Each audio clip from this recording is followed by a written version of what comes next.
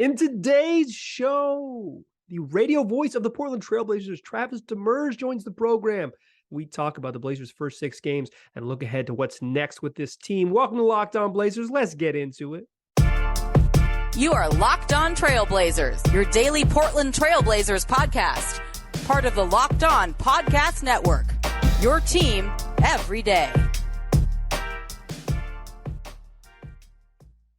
What up, world? It's your past first point guard and Trailblazers reporter, Mike Richmond. You're listening to another episode of Locked On Blazers, part of the Locked On Podcast Network, available wherever you get podcasts and also on YouTube. Thanks for making this show your first listen every day.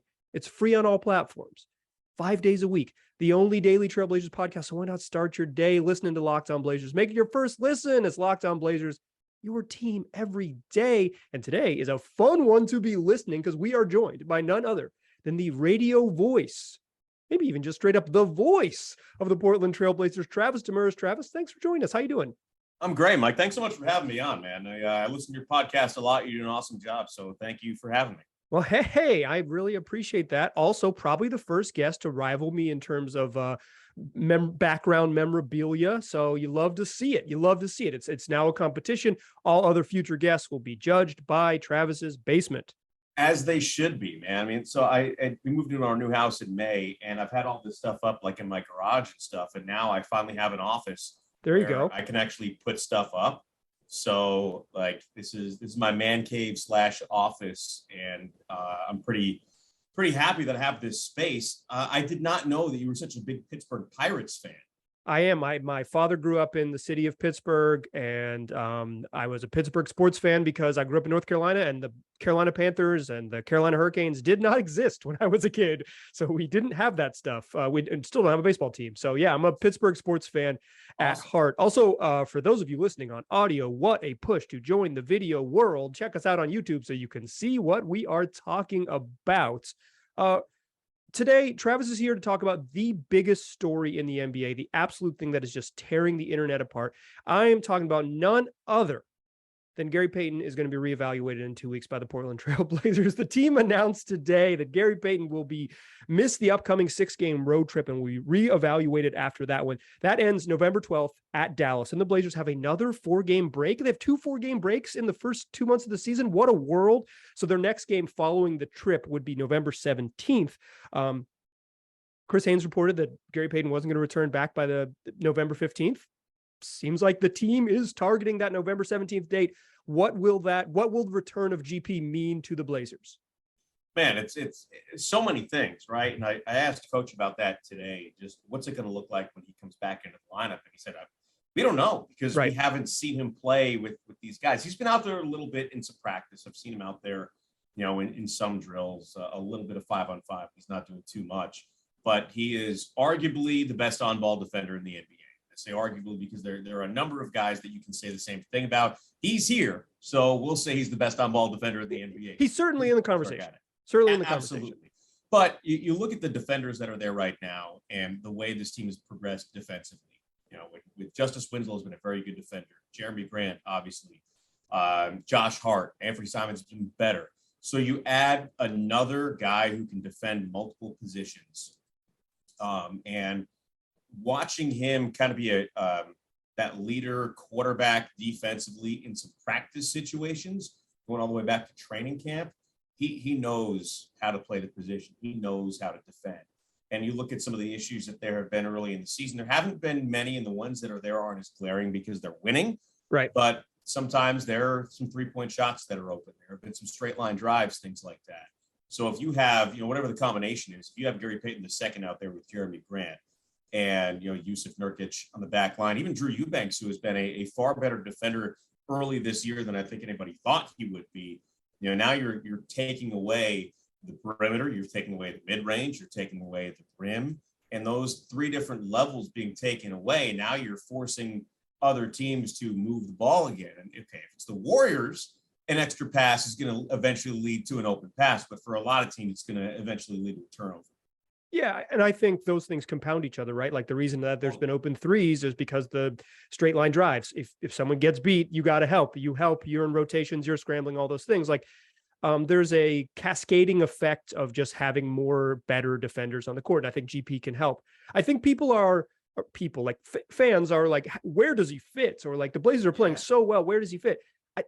They can just play 10 guys, right? Like they can just, it seems pretty simple. Obviously they want to play 9, but that's not a big concern for me. Is it a big concern for you? No, I don't think so. I mean, you look at the rotation, let's say, everybody else is healthy, right? Let's say Dame and Josh Hart are healthy. Dame's going to be out, and Josh Hart is still up in the air. We probably won't find out until game day for the Memphis game. But let's say they're all healthy.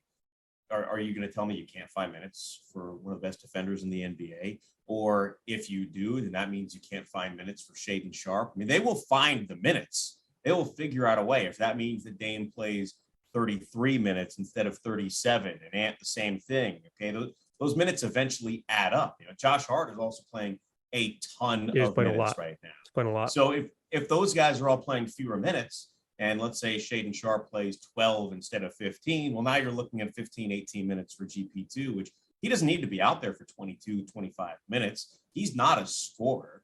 So when he's not on the floor, it's not like your offense takes a hit. It just significantly helps your defense. They'll find minutes for him. They'll figure it out. Yeah, I 100% agree. Like Justise Winslow's playing like 25 a night. Yeah. Justise Winslow can play 20, right? That's 5 free minutes that you have. Josh Hart is playing so many minutes because he's an incredible tone setter. Like he just comes out and plays so hard and sets the tone for what his teammates need to do. That's what GP is. Like you can survive the minutes without Josh Hart because you'll have still that tone setter, still that, he's also a really good rebounder. You're not sacrificing that. Like, I am unconcerned about getting GP in the lineup, but I am super intrigued to see it because the best they look on defense is when they have Hart and Winslow and Jerami Grant all out there at the same time. It allows them to guard different spots, and it's allowed them to put Jerami Grant on point guards, put length on point guards. They're going to have more options to do different stuff. They might even be able to put out a tiny lineup with 4 really good defenders plus Damian Lillard. Like there's a lot of intrigue. So I am circling November 17th on my calendar. And it's interesting too, because again, assuming everybody that's been playing is healthy, the first guy off the bench has been Justise Winslow, right? So Anthony Simons is coming out, and Josh Hart sliding up to the 2. Justise Winslow comes in at 3. Like you said, that's a terrific defensive lineup. But if GP2 is available now, does that change based on the matchup? I know players like to know when they're coming in. Yeah. And that's key. If I'm the first guy off the bench, I'm coming in at the 5-minute mark. I want to know that every game. So maybe that stays Justise Winslow. Maybe that becomes GP2, and maybe that rotation changes up a little bit. But I think that's going to be one of the more interesting questions too, because then Anthony will come back in with like 2 minutes left in the first quarter, and Dame will come out. And that whole rotation, instead of the standard, Dame plays the first, sits for the first 4 or 5 minutes of the second, depending on the game. Same thing with the third and fourth. That's changed a little bit. I think it helps keep Dame fresher too. It has. And Chauncey has showed, like, when Anthony Simons was on like next level heater, he just kept him in the game, right? Like he's not afraid to be like, like he gets it. I think last year he really struggled early on with rotations, and I think he has dialed it in, and like who plays and when is the thing I think is most important that a coach does. And I think Chauncey has gotten much better at that. And it, like you said, comfort is the key for guys, like just letting them know this is your role. This is when you play. When guys get box scores at the end of games, they look at 2 things. They look at minutes and shots, and they're not going to not look at those things. And for GP, he's not going to look at shots as much, but he's going to look at minutes. And same with Justise Winslow, he's going to look at minutes. Like that's a balance you got to strike. But I don't think most teams in the NBA play 9. It's easy to play 10. Steve Kerr can get away with playing 11, but that's unique to the Warriors. Let's talk about some of the new guys. We've mentioned them already, but I want to ask you about a couple of the new ones. Today's show was brought to you by BetOnline, the fastest and easiest way to bet on all of your sports action. Whatever that action is, you're going to find it. You got college football and pro football all weekend long. Then every single night, you got NBA action. If you want to get in on the NBA, there's no better place to do it than BetOnline, where you can bet pregame, you can have in-game parlays, you can parlay multiple games, you get futures bets. If you want to bet on Damian Lillard's MVP chances or Shaedon Sharpe's Rookie of the Year hopes, it's all there waiting for you on BetOnline. So go take advantage today. That's BetOnline where the game starts. All right. So we're still chatting here with Travis Demers, the radio voice of the Locked On something. Not quite. He's the radio voice of the Portland Trailblazers. He's joining us.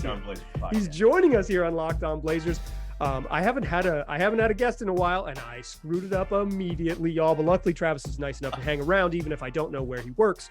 Travis, the two new guys, Josh Hart and Jerami Grant, who are playing a ton of good minutes. You could throw Justise Winslow in there too. What have excited you about the new faces?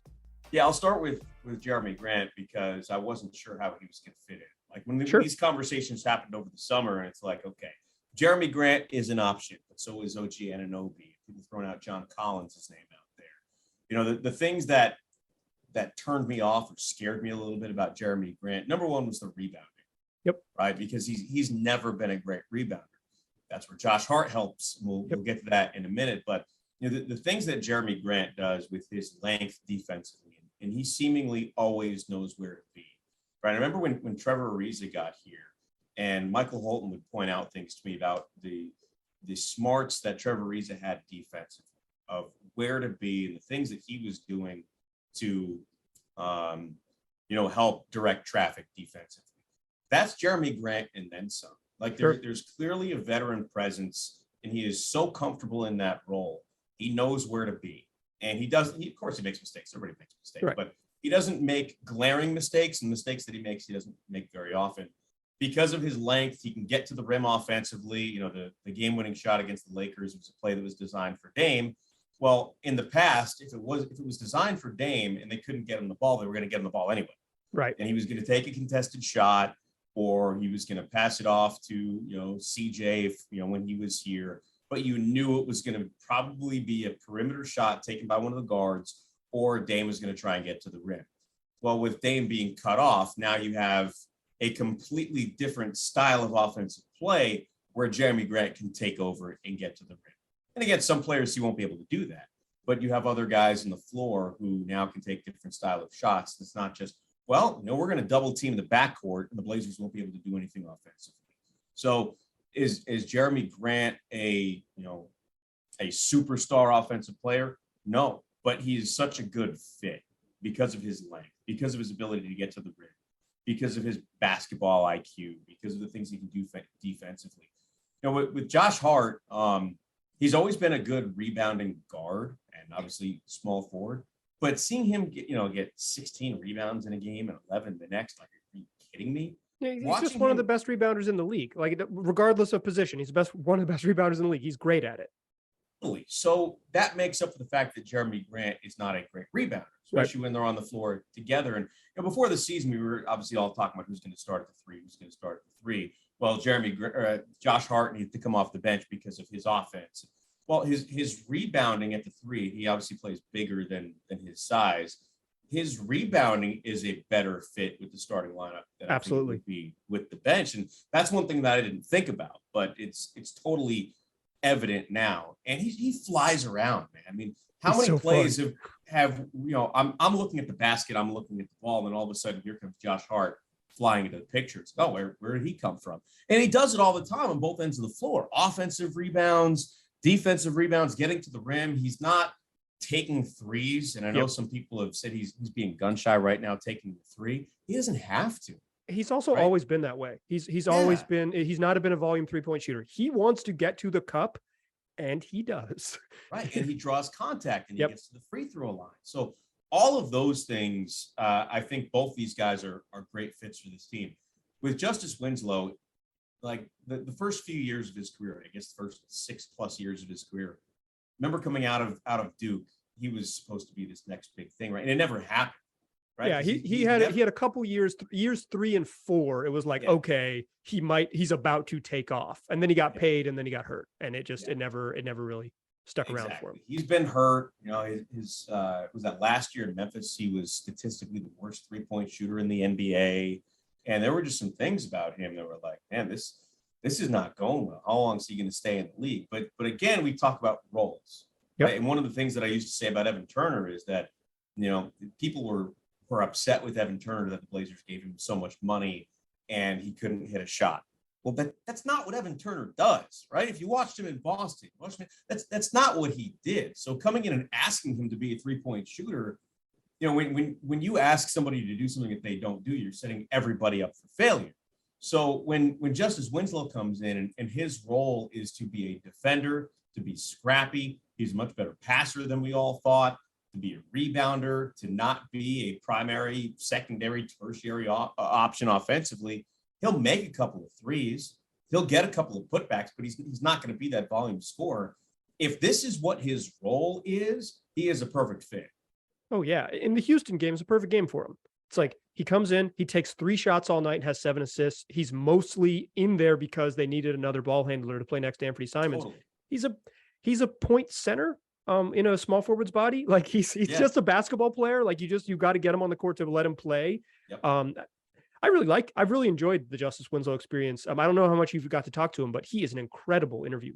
I've talked to him very little, right? So strong recommend. He's great. Yeah, Justise is one of those guys that's a hard nut to crack.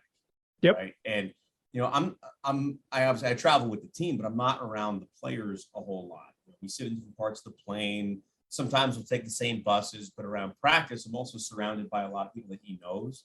Because when I'm there for practices, I'm not there for the regular media and stuff.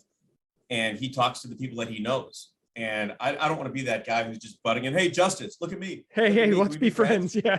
Yeah, exactly. So the opportunity hasn't come up. We've talked a couple of times, and the times we've talked, he's been really cool. Yeah, he's great. I love him. Jerami Grant was really bad in his introductory press conferences. And I was like, from a media standpoint, I'm like, dang it. Like, I just want good talkers. And then he's been really good one-on-one. I've huge fan of his. Gary Payton has a really fun personality. It was like this Blazers team's easy to root for. Like, just like a bunch of cool dudes. Yeah. I mean, you look around the league and there are some teams that shall remain nameless that are very unlikable. Yeah, there's one in the news today that is just one of the most despicable ones. Not the second biggest news story behind Gary Payton II. Yeah, it's clearly the second big, and there's a big gap there too. But there are some other teams around the league where it's like, I even if I wasn't working for the Blazers or wasn't a Blazers fan, I would not root for that team. I would not root for that team or that team. Is there a reason to not root for the Blazers? I mean, is there one guy on the team you're like, man, that guy's the major, you know what? No villains. No villains. Right. And sometimes one player can spoil the whole thing for everybody else. Right. Yeah. I'm not going to name names, Dylan Brooks, but there are some guys who spoil the whole thing for everybody else. And I don't think the Blazers have that guy. No, they don't have any villains yet. I don't think they really have any potential villains either. Nurk has a little bit of it in him, but he's not as he doesn't quite. He's not as he's just that's not. He wouldn't go that far. He would never go that far. He wouldn't. Yeah, exactly. All right. We haven't talked about Shaedon Sharpe. This is a Trailblazers podcast. I think it's illegal that we've gone nearly 20 minutes without mentioning him. So let's close the show. I want to ask you about the rookie. Still a pass first point guard. I'm still Mike Richmond. You are still listening to Locked On Blazers. Still chatting here with Travis Demers, the radio voice of Portland Trail Blazers. Shaedon Sharpe is 19 years old. He has brought a whole bunch of joy. There is nothing more fun than a dunk on the radio call. He's given you a lot of fun in the first 6 games. What have you appreciated about the rookie? Yeah, I'll start with this though, right? So when he was drafted, I'd obviously never seen him play. And I don't think most people have ever seen him play. Like, you can go find some of his old AAU tapes or some of his old film. It's like, okay, those are highlight films. Yeah, I had never seen him miss. I had never seen him miss a basket. By the time he made it to the Blazers, I'd literally never seen him miss. Yeah, 100% in his career since he was 5. But like, I didn't know what to expect. So it felt like a head scratcher, right? Like there were other players that you felt like could have helped the team right now. If we were talking about this dynamic of, okay, this team is trying to build a winner right now, why are you drafting a player that hasn't played basketball in a year plus, didn't play in college, that we don't know anything about, and your only tape on him is high school and AAU stuff? So that was, to me, the big question about him. And then, okay, we'll see what he can do in summer league. No, we won't. 5 minutes in, he gets hurt. Yeah. So I was down in Santa Barbara for one. I was only there. I only got to see one practice, but I got to see the whole practice. And within 5 minutes, you could see why they drafted Shaedon Sharpe. It wasn't just the athleticism. It wasn't just the fact that, he's got to be careful or he's going to hit his head on the rim. It wasn't stuff like that. It was, in drills, watching his handle. watching his confidence. He had the same look on his face through everything. All these cliches, right? All these cliches of like, oh yeah, that guy's got ice in his veins and all that stuff. But they're really true about him, because for a kid who just turned 19 in May, and it makes me feel old because he turned 19 like 2 weeks after I graduated college. And I'm like, it just makes me feel older and older. The only player in the league who's older than me is Udonis Haslem. And it's like, I remember when it was, a big deal. Oh my God, there's somebody born in the 80s, so young. But enough of that. So just watching this kid who we knew nothing about, you could tell right away. And then in a training camp practice, or a practice after the preseason before the season started, I know the video got out there on social media, but he blocked Ant's shot to end practice to give his team the win against the starters. And he elevated to get up there. Yep. So just the things that he does, like they're not human. He shouldn't be doing that stuff at 19 years old. No. And I was shocked when I saw him out there in the first quarter, right? Because Keon Johnson had been the first guy off the bench in the preseason. All preseason long, every single game. He was the first sub. So I assumed that he'd be the first guy off the bench. And then I see Michael Holton's pointing to me. Shaedon Sharpe's checking in. I'm like, what? Like, I have to take my glasses off and check him. Like, I was really surprised. And then to see him come out opening night and play the way that he did and get an opportunity. I don't know if the Maccabi Ratanana game gave him some confidence, because the first two preseason games he was out there just kind of, moseying around a little bit. But he's going to make mistakes. Of course he will. He has some understanding of some things to still figure out. But I'm floored by how quickly he has become a necessary part of the rotation, because I didn't expect it this early. I don't know if I expected it this year. Right. I expected him to play, because you've got to get him out there and get minutes. But to be a guy that you can't keep off the floor, I wasn't expecting. I think that's the key, right? Like you said, okay, they're gonna find a way to get him in the rotation early, and they got to figure out what they got. And there's some sort of just, within the franchise, there's some value in getting him run in October and November and figuring it out, right? And then whatever. But now it's like a guy that they spent a bunch of money on this summer is going to come back and play. And you're not talking about removing the 19-year-old from the rotation. And it's not because of some sort of like long-term health of the franchise, because he can hoop. You want him to play because he can help. Just the competence to be like, he's had some stinkers already, even in the first 6 games, but the competence just to do stuff at a high level. He really he's a great cutter. He really understands where to be on offense. When the ball's in front of him, he's a competitive defender. He's still learning all the things that make NBA defense really, really difficult, but like, he just knows how to play. And you couple like that, just like clear, like understanding of how to play with a freakish athletic profile. And you get the nights like against Houston, where he puts on, the type of back-to-back dunks that will be on his highlight reel forever, unless he's a Vince Carter, and then there's too many to put on the highlight reel. Yeah. There was this one play where he's in the corner.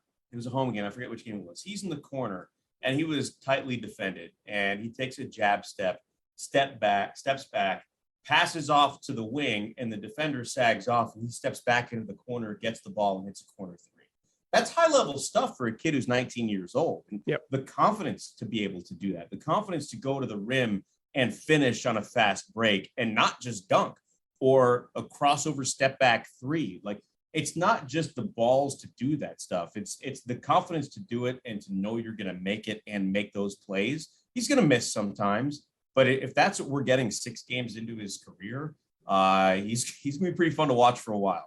Yeah, I've said this a bunch. It's like, you're like literally watching him when he plays, learn how to play NBA basketball. And he's already pretty good. So like 50 games in, when he like really does start to get it, like we're talking MLK Day, end of January. It's like, okay. Yeah. I've seen this enough. I know what they want to do on offense. I know how I'm going to get my shots. I know just like the patterns that I need to be aware of defensively. He's going to be so good. Like, he's just going to be so good. He is.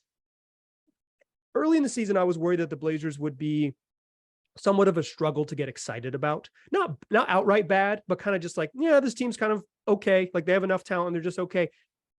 Shaedon Sharpe is worth watching every night because he's so damn fun. And he's like the 7th best player on the team or 8th best player on the team. Like, he's they're worth tuning in just because he is going to bring you something you haven't seen. And he's pretty far down the depth chart or still right now. Yeah, totally. Like a play that should have been an over and back that Keon Johnson makes the hustle play on, and Shaedon's right there trailing him. Like that's not something you see every year in the NBA. And, you know, you get two young players making that play early. Like it's fun because you never know when he's going to make a play. Exactly. Keon Johnson is a phenomenal athlete. Like he is in the top, like 10% of the league in athletes, maybe higher. Like he is a phenomenal athlete. Shaedon Sharpe totally dwarfs him. He's not even in the same sphere as Shaedon Sharpe. And he's truly one of the best athletes in the league of the 450. He's one of the best of them. And Shaedon Sharpe is just a full cut above. Greg Brown is one of the best athletes in the league, like an absolute freak leaper. No question that Sharpe jumps higher. Like it's after that game to see his teammates be so excited about him, to be like, that's fun. Like turning your teammates into fans is like, that was as enjoyable. That was just a truly special moment. Yeah. And Ant, Ant's won a slam dunk contest. We know that he can get up. And when he's talking about, I don't have the most balance in the team anymore. That tells you something when a guy is admitting that. Yeah, when he's like, oh yeah, that's him. There was the television interview on the broadcast with Lamar and Kevin, where GP, they're like, who's going to win the dunk contest at FanFest? And he's like, Shaedon Sharpe, what are you talking about? And it was kind of before fans had really seen it, we knew what it was like, but GP's like, what? Like, what? Like, if you saw what we saw, you would know. Exactly. Yeah. Travis, thank you so much for joining the program. Listeners, maybe you don't know this, but if you subscribe to NBA League Pass, you can get the audio of every team in the league, including Travis's call of the games. And it's cheap. It's cheap. I know many of you are struggling to figure out how you are going to tune into games. Strong recommend for League Pass audio so you can listen to Travis's call. It's a whole bunch of fun. He'll get you closer to the team, and that is what it's all about.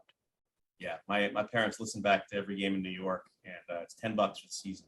$10 for the season, and you get every single team in the league. It's a fantastic deal. Travis, thank you so much for joining the program. Yeah, of course, Mike. Thanks so much for having me. We'll have to do it again. Indeed. Dear listeners, tell your friends about the show. Listen, like, subscribe, whatever, all that stuff. All that stuff helps the show. But the best way to grow a podcast feed is for you who are listening to this right now to tell your friends who also like the team to listen to Locked On Blazers. People find out about podcasts by word of mouth. So the best way to advertise and support the show is to tell your pals. Come back and listen. Blazers play this evening. This is Wednesday, November 2nd show. This evening, they play the Grizzlies. We'll have a show after that one. We'll have a show Friday previewing the 6-game road trip. 5 days a week, available wherever you get podcasts, the only daily Trailblazers podcast. So tune in, make it your first listen every day. Tell your friends to do the same. How about you make your second listen Locked On Sports Today? It is the 22-minute program covering all of the biggest stories across all of the major sports networks. Peter Bukowski gets you caught up on everything you need to know. So if you want to find out what the heck is going on in that certain borough of New York, he'll get you caught up. Doug and Adam will have you caught up on whatever is going on in that particular borough. I appreciate you listening. I'll talk to you soon.